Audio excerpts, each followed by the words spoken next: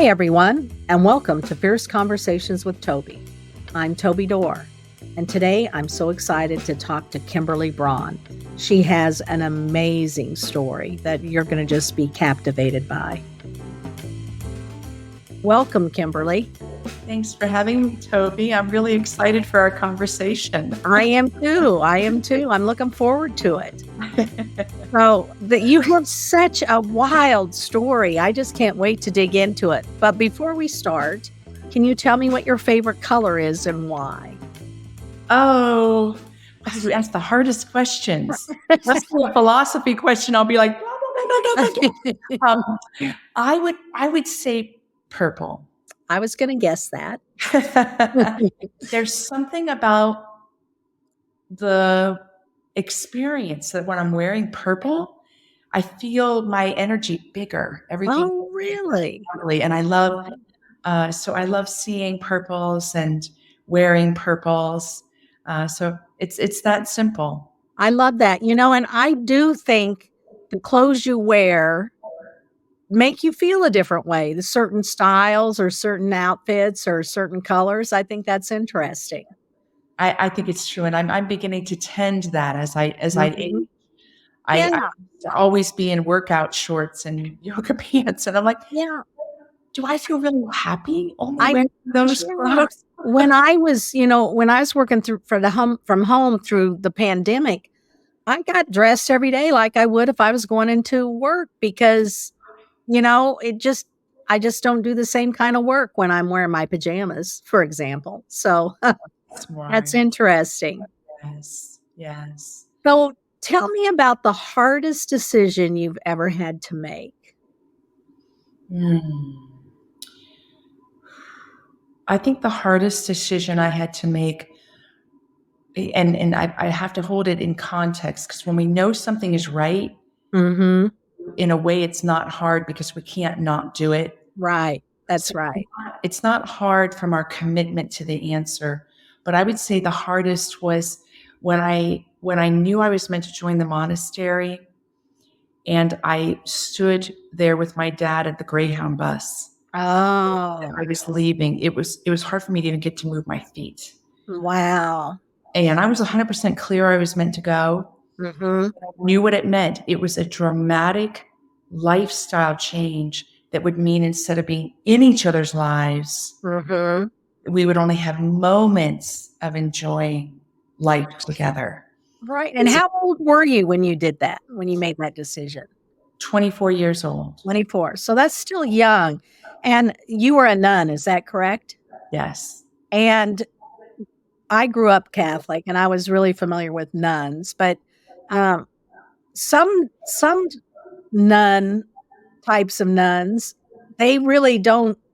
I guess when you become a nun, you kind of can't come to all the family events anymore and do all the family stuff because you've got all kinds of commitments somewhere else and you never know where you're going to end up. Yeah, many that enter orders that have traditions, and yes, and mine was even more strict because I entered a monastery. Oh. So I was cloistered, which meant I never left the monastery unless I went to a doctor's appointment or something like that. So it was even more dramatic. So sometimes when you enter a spirituality community and you're of service, maybe you're running a retreat center, but your family can come at any time, or you could find a weekend or something. So even though you're not in each other's lives, you could still be in contact a lot. Monastery, we didn't use the phone and we communicated with letters, and the letters weren't all the time. It wasn't like I had time every week to write. So it was a very dramatic choice. And I remember I felt nauseous. It took courage, and especially because I could feel my dad there not wanting me to go. Yes. He got it. My parents are so loving and supportive of us in our lives. But it was, I will always remember the look on his face. I will always remember how hard it was to lift my foot and put it on the. Yes, that has to be hard. And so within the monastery, did you have conversations with other nuns or were you still pretty silent? most of it was in silence. We had what's called recreation once a day.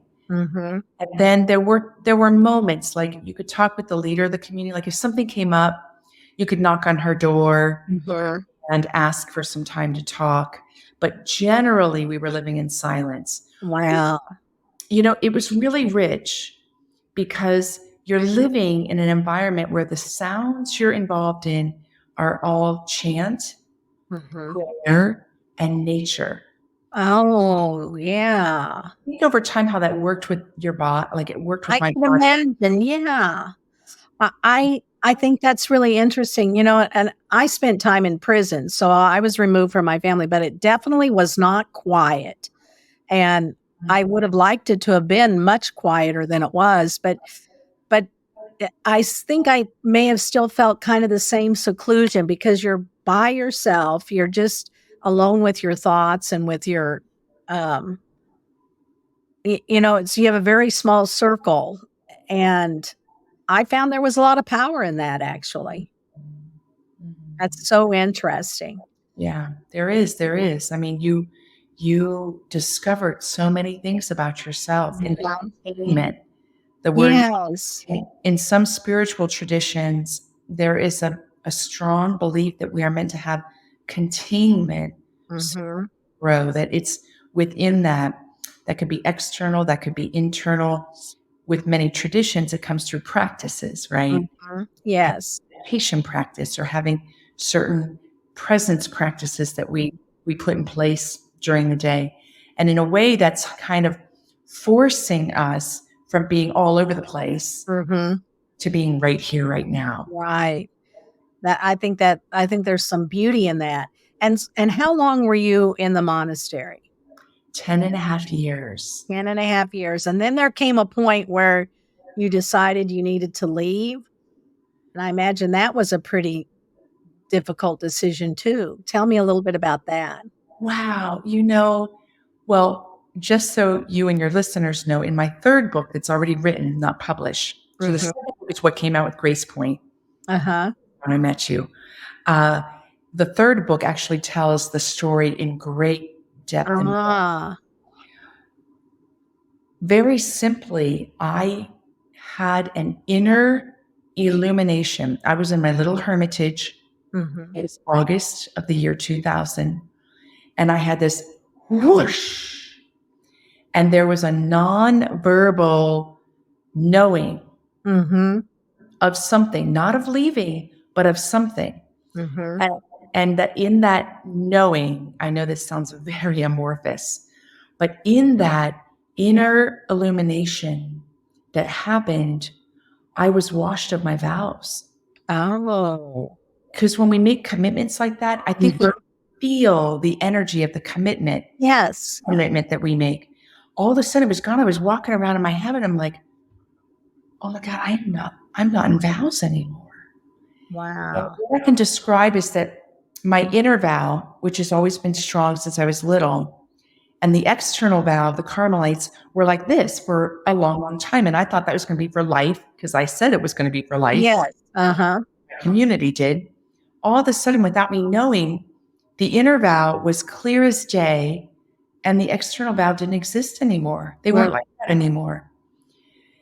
And I believe in reflecting on it was that there were many things happening that were tilling my inner soil around. Mhm. Mhm. Not my mind. I wasn't wrestling with things. I wasn't going, this isn't working and I need to leave. Many of the normal markers that are there for us that are giving us cues that we need to make a change, that Mhm. wasn't happening in that way in my mind, because when I took vows, I literally was 100% looking at life that way. Mhm. Even in dissatisfactions, it had nothing to do with my vows. It was me like, what can I do different? How can I change? Mhm. How can I? So, um, so inside, I believe what was happening is that my spirituality that was always universal, that was never hemmed in by one belief system. It was Mhm. universal. What was happening is it was growing in such a way that I wasn't going to be able to fit in my community. My community and I weren't growing together. Mm-hmm. And then that was, I think, one of the main things that happened that prepared me for the insight that took place. And how long after you had that awareness did you actually make the step to leave? So, first of all, my inner wisdom said, this may be passing. Like, you don't know what just happened. So, Right. time will tell you. And Right. the second thing that told me to give space is I was still building the monastery. So we hadn't completed. So I was still in a role that was vital that I needed to complete. So what I did is I waited until February. So we were right at the end of the project. February came, we dedicated the monastery, and then I confided at that point in the leader. And I said, I didn't tell her what happened, but I said, I'm receiving some guidance that I may be meant to leave. Then I took a 2-week retreat in March. And on that retreat, oh my gosh, Toby, it was awesome. I had so many, a hawk showed up and all these texts. Everything was synchronized that affirmed what had happened was of spirit. Wow. That's pretty powerful. And then I came back from that retreat late March, and I told the leader in the community, I said, I'm clear. I'm clear. And then what had to happen after that, which everybody will find very funny, is I actually had to write a letter to the Pope, a handwritten letter. Really? Wow. To leave. Wow. Interesting. Yeah. That's so interesting. And how long did it take to get the okay? So I decided that instead of asking to be released of my vows, I would ask to leave, which is called exclaustration. I would ask to leave for 3 years. And then I could just take it one step at a time because, I mean, God, I hadn't been out in the world in 10 and a half years. Yeah. And I wrote the letter in April, I believe, and I got the letter back in, I think it was late May or early June. So it was within 4 weeks or so. And it has the Pope's signature. It has the leader of the Carmelite order signature. People that didn't know me. It had like 10 signatures on it. Wow. It reinforced to me that the power structure didn't even fit my spirituality. To me, this is a conversation for the community to have, for me and my fellow sisters to talk about, and for us to determine. So, that didn't even match the way I looked at things, but it is kind of fun. And I've got the Pope's signature. That's interesting. Was it hard to leave? Because I'm sure you made, friendships with people there. And when you leave, you kind of can't continue those, at least not in the same way. And I wasn't welcome because they saw me as losing my way. Wow. So the belief was that I meant to be Carmelite. I had taken vows, and now I'm losing my way. So they went along with it because they had no choice. But there wasn't conversation that said, "Oh, we can understand why." So with that, I knew it was going to be definitive.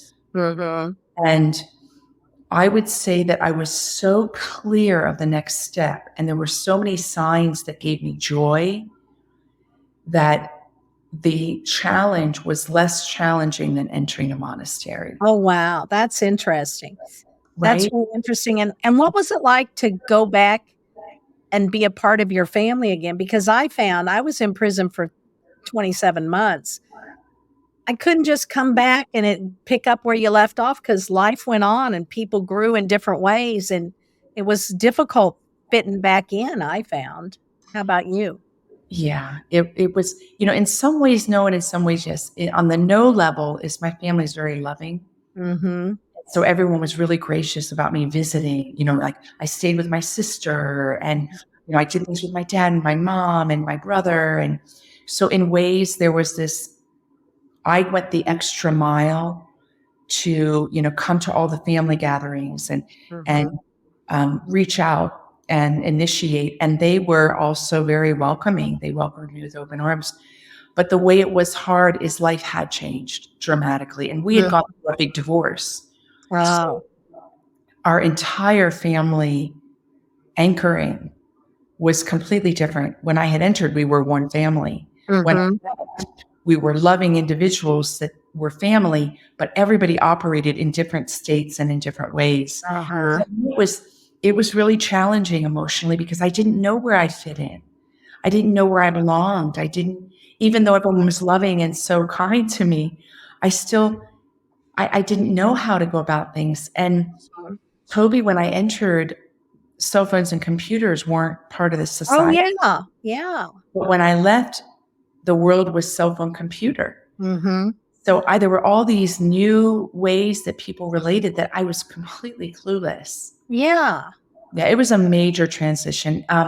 What anchored me was that I got a scholarship to do my grad work in Washington, D.C. Ah, interesting. That's where I live now.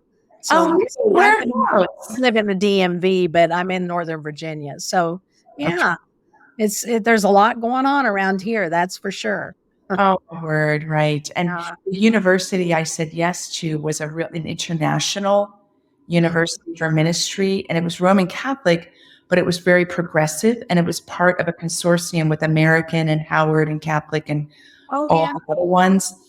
So I was kind of in the arms of a community where many people were going through transitions. Interesting. It was. How did you find the noise of the world after living in such a quiet place? Completely overwhelming. I was like, whoo, whoo, whoo. I think it'd be hard to focus because, it's so distracting out here. It really is. Emotionally, because when you're living in silence in that way, you drop all your selective channeling. So I dropped my conditioning and my selective channeling, and I had to actually have that reformed, because to live in the world, you do need to have a certain degree of selective channeling. But I had none of it, and it was emotionally exhausting. Not mentally exhausting, but emotionally. I was like, yes. I would fall into bed every night. I was so tired. When I got out of prison, my brother took me to the movies because he thought, it'd be a great weekend. He took me to lunch in the movies. I had a panic attack in the movie theater because it was so dark. It was never dark in prison, and there was people behind me, and they were making noise, and I didn't know what they were doing. And it was amazing to me how difficult it is to readjust when you're removed from society for a while. It's pretty difficult, but you can relate so well every level. And one of the things that my family did, especially my mom and dad, is they were doing all these loving things of organizing things. Even my mom took me to like a baseball game in Kentucky, and all these things were happening that they were doing out of so much love. And I was so overwhelmed. Maybe like playing the baseball songs, and I was like, yes, I can so relate. Yes. Do you ever miss the quiet? My lifestyle is such, and especially living in Colorado, that I have a lot of quiet. Yes, I bet you do. Yeah, you kind of cultivate it around you. Yeah. I could see that. Yeah. So, do you have a significant event in your life that knocked you down, and how did you pick yourself up?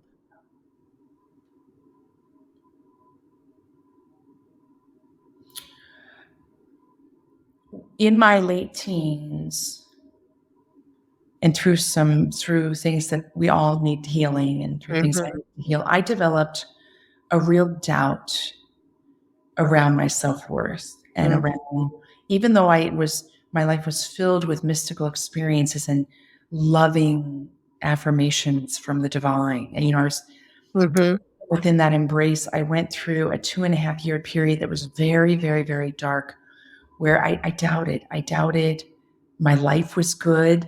I doubted. And the crux of that doubt was at heart, because I'm very, very, very passionate.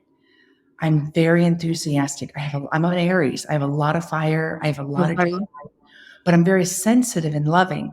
So I'm not like a bulldozing kind of person, but I'm very Juicy. And that was in all areas. That was in expression, Mhm. ideas, learning, relationships, sex, um, everything. Mhm. And because it was so powerful in me, there were certain ways that I felt like it wasn't okay, like who I was wasn't okay. Ah, yeah, I think being a teenager is such a difficult thing. So It many is. and even today with social media and all the pressures of that, boy, I wouldn't wanna be a teenager today. It's just Yeah, not a friendly place. yeah. Yeah. I So, know there's not a lot of support systems there. yeah, And there really aren't. There really aren't, and there needs to be. And and the parents are so busy these days because everybody has families where both parents work and life is crazy busy and everybody has their own busy schedule, and I think the kids just kind of don't have the childhood I had when my mom was home, and we played outside and we had a neighborhood that was, you know we could go out anytime and it was no problem, and then the world has just changed. neighborhoods, I miss. We had a great neighborhood. Both my mom and dad worked, Mhm. and but even in light of having a loving home and a neighborhood, and that kind of reared its head. And part of it was from early childhood loss and some Mhm. trauma. Mhm. Part of it was just my own um, need to grow and not having the language to ask for the help I needed. Mhm. Yes. And, Yeah. and then another part is the collective consciousness. My family is deeply spiritual. Mhm. Mom and dad are not dogmatic. They were all about love and kindness. Mhm. But I was within structures that looked at spirituality in certain ways. Mhm. Spiritual, this isn't. Mhm. This is loving, this isn't. Mhm. And I think that being so empathic, that was all working in me. And how it developed, how it played out was self-blame and Oh, self-judgment. yes. Yes. Yes. Yeah. I can relate to that too. Yeah, I have a workshop I teach called Slaying Your Shame Dragon because Oh, I wow. think women feel guilty about everything Oh just my because gosh, we're right? here. Totally. Yeah, and, Wow. you need to just let go of that and Yes. enjoy. So, yeah, it's pretty powerful, I think. Yeah. And, it wasn't until I envisioned shame as this dragon that I had something kind of physical I could battle with, and I needed that image, that Mhm. force to know what I was, you know, tussling with, and that just seemed to help me. So, Yeah. yeah, interesting stuff. Great. It's So, great. I know there are yeah. great tools like that out there. Mhm. Yeah. Who has been your most important mentor?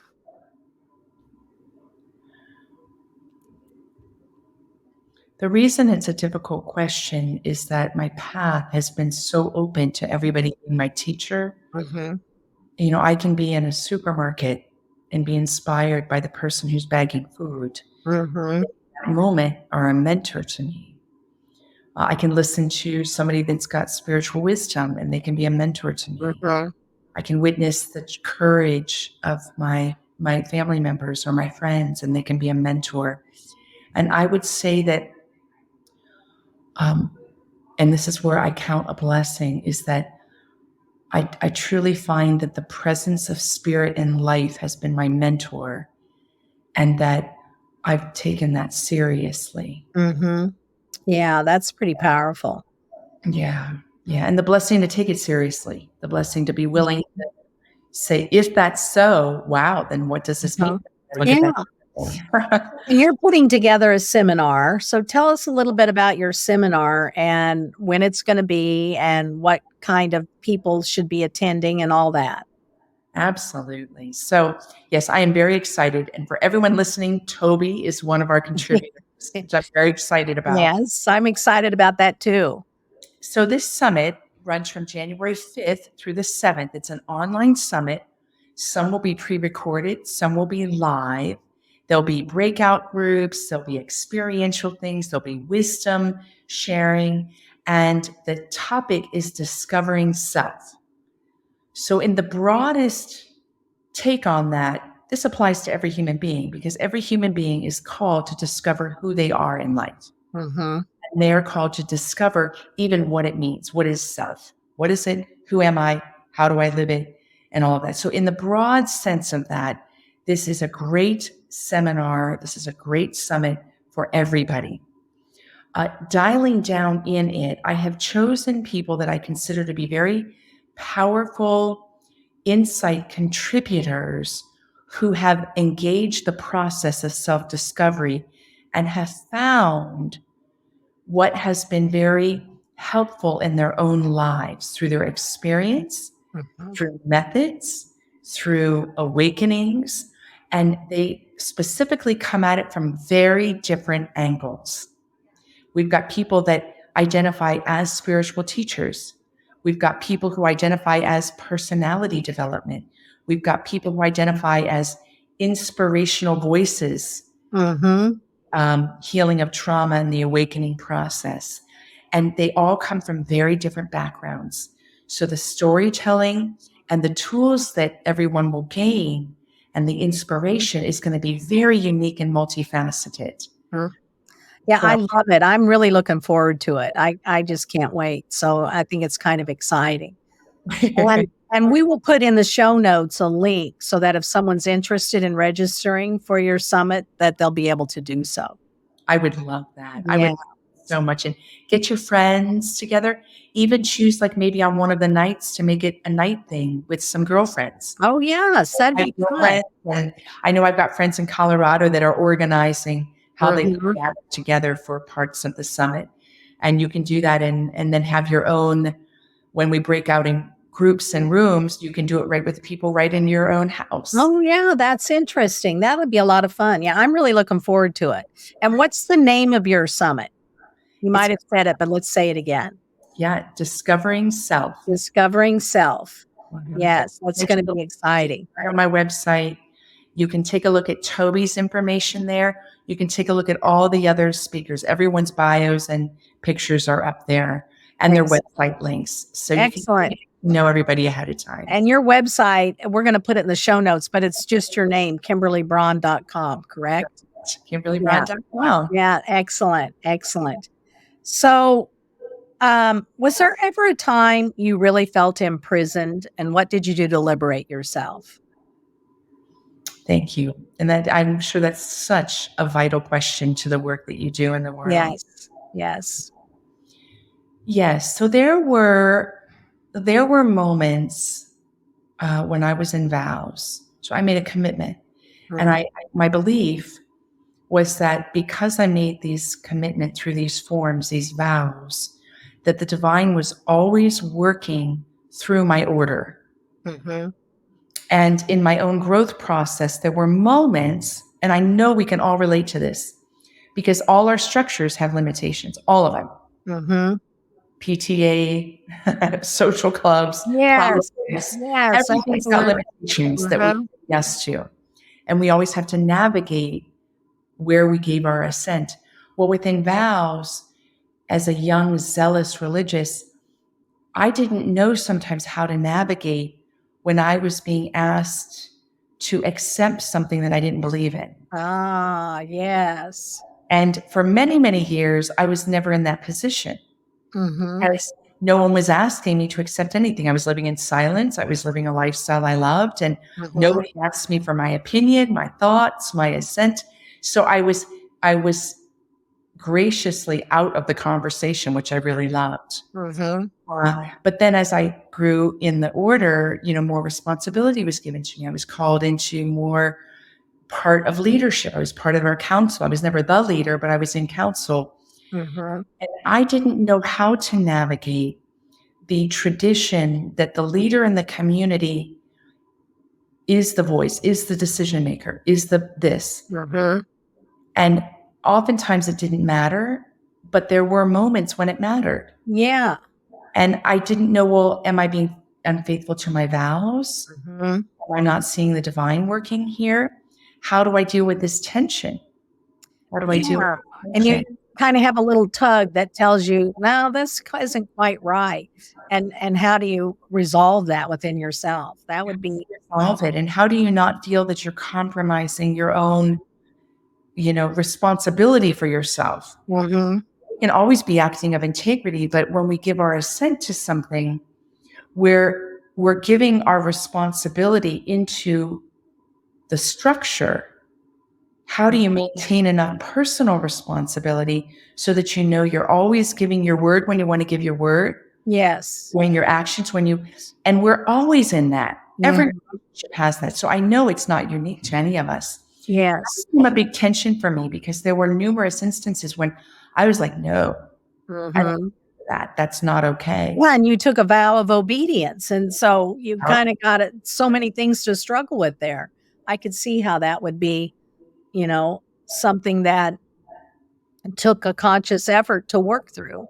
it did. And I would say that largely in the beginning, I erred on the side of making a stand where I could, Mhm. even if it was unheard, and then accepting what happened.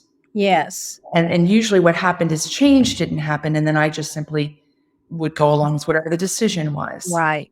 Right. Um, I'm and that my breakthrough started to happen when I began to separate out that my relationship with the divine isn't only in these vows I've taken. Mhm. Right. Trying to like swallow the whole thing. Like it's only this. Everything is Mhm. everything. And there's great beauty in that. There's great operation for healing in that. There is, you're right. Yeah. But as I grew, and I think all of us have this opportunity, I became more subtle, where I could recognize the nuances of where things were working and how they were working. And I could work with myself within them. Mhm. And I could say flat no. Nothing ever got to that point because I was building the monastery. So, in a way, I was consumed with a role that didn't put this tension front and center for me. But you will see if you read my book, which really plays out some of this growing tension, you will see the evolution of where I was wrestling with things. And by virtue of that, I hope to give encouragement to others because each of us is walking our own path of truth. Yes. And we deserve a lot of respect for how challenging that is and how vulnerable that is. Yes, and someone else's path doesn't work for you. Everyone has their own path. Mhm. And so you can't just model yourself after someone you see that's doing what you wanna do because it's gonna be different for you. It's something's gonna be just off a little bit. So, yeah, I think that's really important. Mhm. So what's one question you wish I'd asked that I didn't? Is there something you wanna talk about that we haven't brought up? You are so sweet. I'd love to shine a light on my book because it's Yes, please do. and it's it's in with Grace Point in their studio and then with all their team. This book is available in print, ebook, and audio coming out the gate. And the audio Excellent. is my voice, which I'm blessed to use. Yes, I love that too. I read my audiobook and I just love it. I just love it when the author reads their own work, especially when it's, a memoir or a personal story because they've lived it. So their voice telling it just seems right. I agree. I Yeah, I love agree. that. What's the name of your book? It is called Miracles in the Naked Light. Ah, excellent. Yeah. And the whole premise is that we are walking in a field of that is where miracles are happening all around us all the time. And Mhm. when we become vulnerable, when we really open ourselves to the possibility of that being true, the possibility that everything could be grace, we discover new ways to navigate our life, Mhm. celebrate our beauty, to have insight when it comes to challenge, to be resourced when we feel discouraged, to Mhm. places of freedom where we feel trapped. And this plays out that story. And I used my building the monastery as the framework for that exploration of that possible truth. And that monastery was amazing. I was 29 years old when I heard Build a Permanent Monastery. That's amazing. Yeah. No experience. And yet here, if you watch my TED Talk on my website, you will see this monastery is so beautiful. It's so Wow. beautiful. It's 17,000 square feet. It was worth about $9 million. We ended debt free. And it was all because I gave a really big yes to my life. And I was willing to let go Mm-hmm. and trust the unknown. That's so hard to do for so many people, but the best things come out of it Yeah. because you can't possibly conceive the wonder that you can do. And when you try to fit what you're trying to do into this image that you have, it always comes out so much smaller. But when you just let go and follow where you're led, it just is beautiful. It's so beautiful. And I know you know that. And I Yes. think we're here as friends Yes. to say we can do this. Mm-hmm. The journey is solitary, but we can walk the solitary path together. We Yes. encourage each other with our stories, with our wisdom. And one of the things I love to do, Toby, is bring out the wisdom because every human being has so much wisdom and they rarely get the chance to share it and discover it and speak it. And part of this summit, I'll be bringing out the wisdom of you and everyone, and I will be giving place for the wisdom to come out of all the attendees. Mm-hmm. So, but the book is just such a dramatic story. I can't wait to read it. I'll probably listen to it actually. So I'll get the audiobook. But yeah, I think that's great. Audiobooks work so well for me because I am a multitasker. I've got to be doing stuff and I can listen to books while I'm doing stuff. So I think it works just perfect for me. I love that. I will admit that when I do an audiobook, I don't want to do anything. Like I want to Yeah. kind of just sit down. Uh-huh. And just be immersed in it. Yes. I'm a multitasker too, but when it comes to things like that, it's really hard for me. So Mhm. I can develop your skillfulness there. You can No, enjoy. I wish I could let go of doing all the time. That's something I battle, but I've always got a million things going on and I need to just slow down a little bit. But Yeah. that's not my style. I think I'm gonna have to just accept that that's not gonna happen. That's so interesting. Well, is there a question that you'd like to ask me?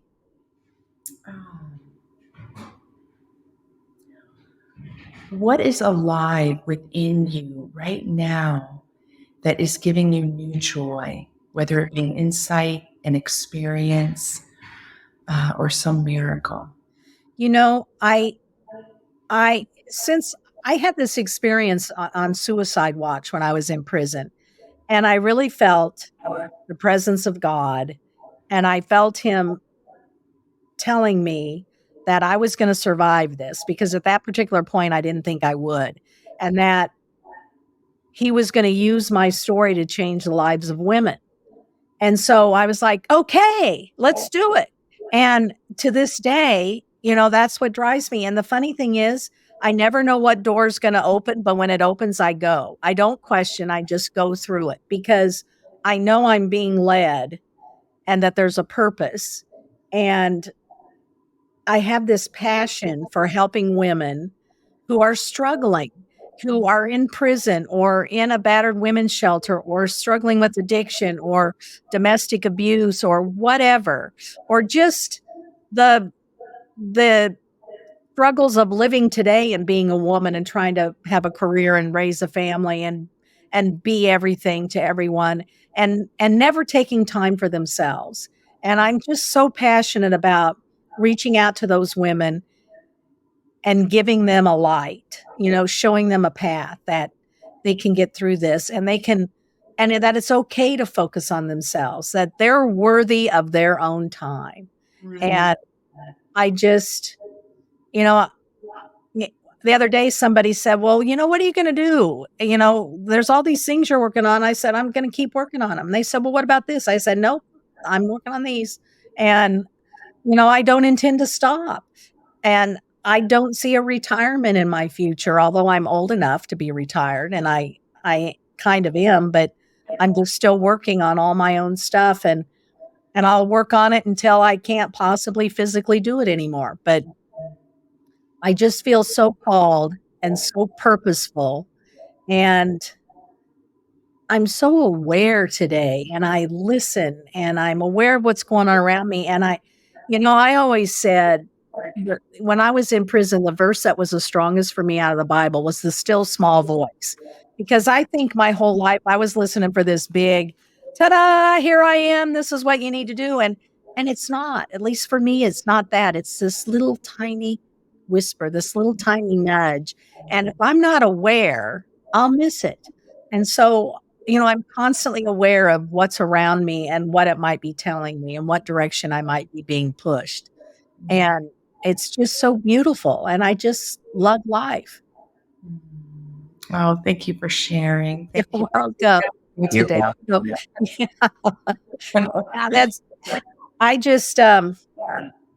Finding purpose. And everybody, people spend millions of dollars trying to find their purpose. And the purpose it's right here. You just have to still and listen, and you'll see it, hear it. But I just think it's beautiful.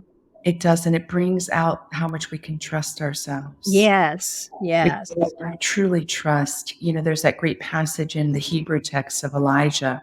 Goes into the cave, and the Carmelites, who I was a part of, consider that their founders are Elijah. And Mary, the mother of Jesus. Interesting. And two people that weren't physically alive when the Carmelites came about, but they came together and were founded on Mount Carmel because Elijah embodied that, Toby, right? Because Elijah out in the desert, angry, upset, the queen is after him and he did only good work and nobody's inspired. And he's like, what is my life about? And he's so upset. He's in moments like that we have all been. And then he gets the directive to go to this cave and wait to hear. But he had become so pure inside that he knew the presence of the divine. He knew the presence of God was not in the earthquake. No fire. And it was at the end, a tiny whisper. Tiny little voice. Yes. I just love it. And I just think it's so beautiful. And so uncharacteristic because you expect it to be banging cymbals and loud drums and it's really not. Right. So I love that. I love that story. Thanks for sharing it. Yeah, I love it. So what's one word that inspires you?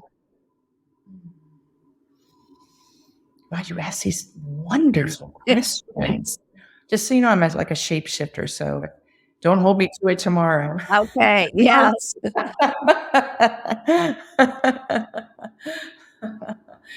Let me think for just one moment.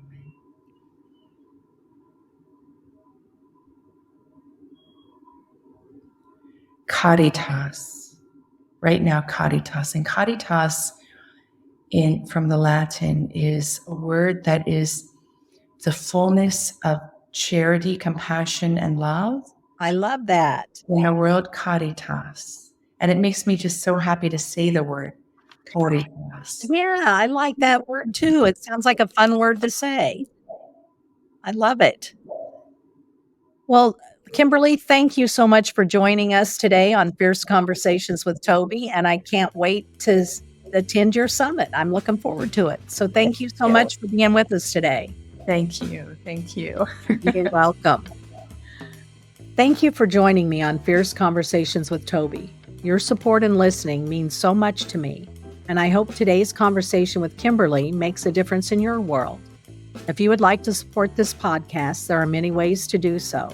I found these ways tend to help the most in getting our message out into the world. Number 1, subscribe to the show on Apple Podcasts, Spotify Podcasts, YouTube, or wherever you listen to or watch this podcast. If you can leave a 5-star rating or a like on this episode on YouTube, that helps even more. And if you leave a comment or a review, that helps the most. The next way you can support Fierce Conversations with Toby is to join our Patreon at patreon.com/Fierce Conversations. All tiers come with a downloadable digital gratitude journal created by me and membership in a private Facebook group that I also lead.